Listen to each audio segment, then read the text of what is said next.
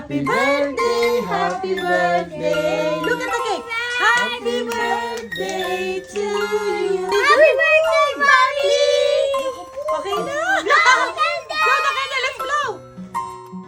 A blessed morning mga mamshi! Ito nga pala ay nung last Wednesday pa kaganapan. At pasensya na nga po kung laging late upload itong si Mami. Dahil sa dami nga po ng ating gawain, ay tuwing gabi na nga lang tayo nakapag-voice over. At for today's video, ay samahan niyo po akong i-celebrate ang aking espesyal na kaarawan. Ito rin po pala ang huling araw namin dito sa Manila. Pero bago pa nga kami umalis, ay nag-harvest na muna kami nitong kalamansi nga ni Mahal. At nakakatuwang hitik na hitik po ito sa bunga. Pero alam niyo po bang itong kalamansing ito ay ako ang nagtanim? Tama po, dahil nung nakatira pa nga kami dito ay napakahilig ko na talagang maghalaman. Nakakatuwa po na ngayon nga ay napakarami na nitong ibinubunga. At ngayon ay makapag-uuwi pa nga ako ng bunga nito sa Bulacan. Pero bago pa nga kami umuwi ay nagpaalam na nga din ako dito sa mabait naming kapitbahay. Na wala pong iba kundi si Ate Beth. Siya lang naman po ang tumitingin sa bahay ni Mahal sa tuwing umuwi nga sa amin ang papa namin. At ayan, tapos na naman ang aming bakasyon at kami nga po ay pauwi na ngayon sa Bulacan. Dahil holiday nga po natapat ang birthday ko kaya napaka-smooth lang ng biyahe namin. At dahil special day ko ngayon at GGSS lang ang peg ng mami nyo, kaya ito pa selfie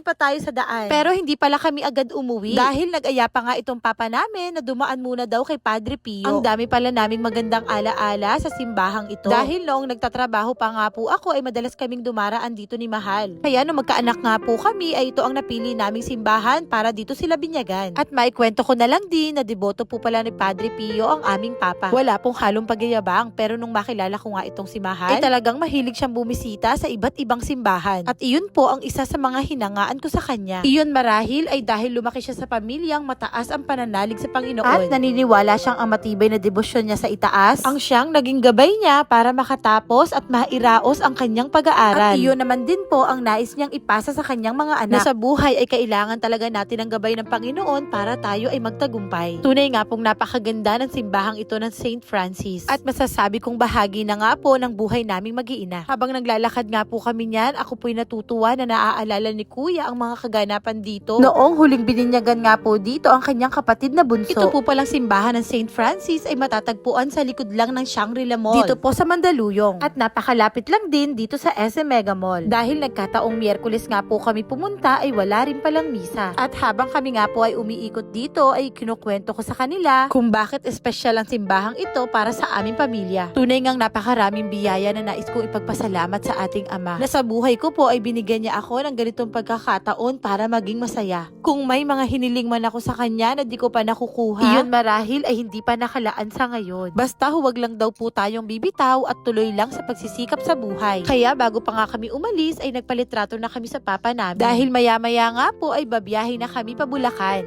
Pero bigla ngang naisipan ni Mahal na dumaan daw muna kami dito sa Mega Mall. At ako nga daw po ay bibilan niya ng donuts dahil birthday ko today. Sana all. Pero dahil donut lang naman po ang bibili namin, kaya ako na lang po ang bumaba. At nang hindi na nga rin po kami magtagal sa paghahanap pa ng parking. At muli ko na namang nasilayan ang aking paboritong donut. Nagmamadali na nga din po pala ako niyan dahil umikot lang si Mahal at hindi na nga po nagparking. Kaya pagkakuha nga po ng orders ko ay sakto, dumating na po yung isa. At tumuloy na po kami agad sa aming biyahe. Pero ang dami palang sorpresa nitong papa namin dahil pag uwi sa Bulacan ay may plano pala siyang bumili ng cake. At ang sabi nga lang kunwari ay mag-withdraw nga lang daw siya. Abay, napaka-sweet namang talaga, hindi nga lang halata.